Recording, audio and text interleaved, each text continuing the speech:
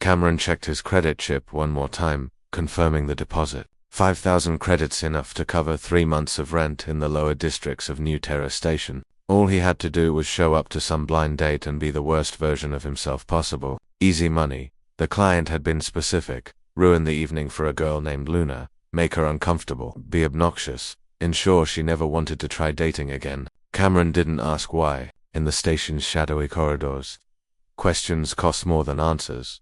He arrived at the Starlight Cafe 15 minutes late. Fashionably terrible, he thought. The establishment floated on the station's observation deck, offering a panoramic view of the Andromeda Nebula. Romantic, expensive, perfect for destroying someone's hopes. Cameron. A small voice called from a corner booth. He turned and stopped. Luna wasn't human. She stood barely 4 feet tall, her lavender skin glowing softly under the ambient lighting. Large, golden eyes dominated her face, reflecting starlight like twin suns. She wore a carefully chosen dress, clearly her best, and her 3-fingered hands clutched a small purse nervously. A dwarf. Old Cameron had seen her species before, usually working in engineering or sanitation. They were rare this far from their home system, often facing prejudice due to their size and appearance.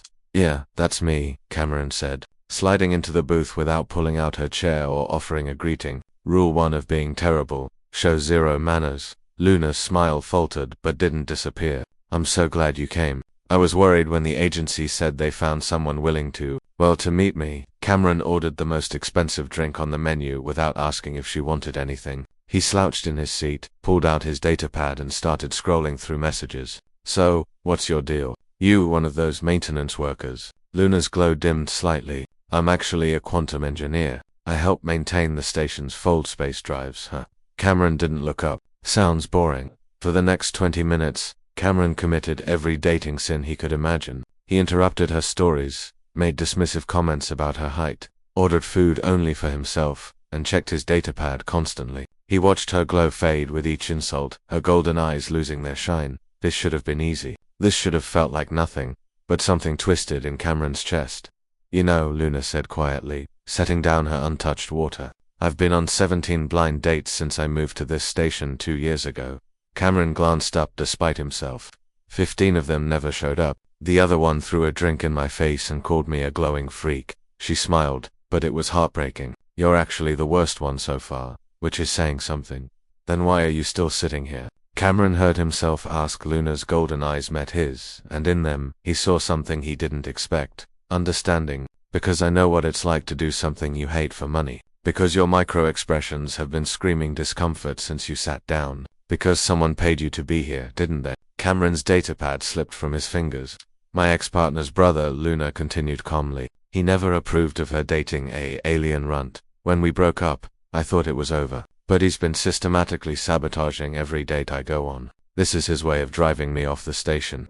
"How did you?" "I'm a quantum engineer, Cameron. I notice patterns. The agency conveniently finding someone at the last minute. Your credit chip notification lighting up exactly when you walked in. The way you're playing a role rather than being naturally cruel." She tilted her head. "How much did he offer you?" 5,000, Cameron admitted, shame burning his face. "He paid me 7,000 to leave the station last week. I refused." Luna stood, gathering her purse. "Keep the money, Cameron. You've probably got rent due or medical bills or whatever humans struggle with in this economy. I don't blame you." She turned to leave, and Cameron felt something crack inside him. He thought of his tiny apartment, his dead-end job, the way he'd convinced himself that hurting a stranger was acceptable collateral damage for survival. He thought of Luna, putting on her best dress for a date she probably knew would go badly, hoping anyway. "Wait," Cameron said, standing so abruptly he knocked his drink over. "Luna, wait." She paused, her glow flickering uncertainly. "I'm sorry. I'm so incredibly sorry." Cameron ran a hand through his hair. "You deserved better than this, better than me. But if you're willing to start over, I'd like to actually meet you, the real you, and let you meet the real me, not this asshole I was pretending to be."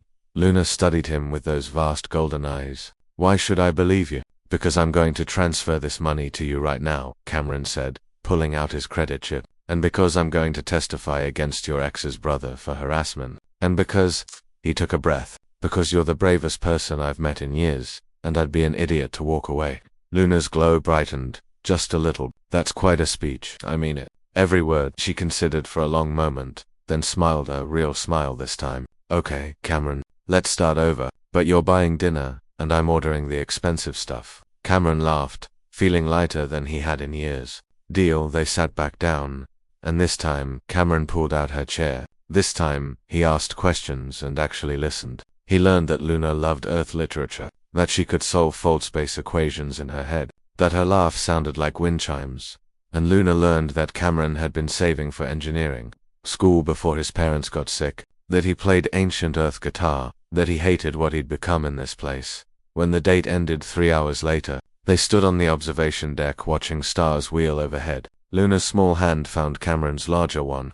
Thank you, she said softly, for choosing to be better. Thank you, Cameron replied, for giving me the chance. He would transfer the money tomorrow. He would make his statement to station security. He would face whatever consequences came from breaking his contract.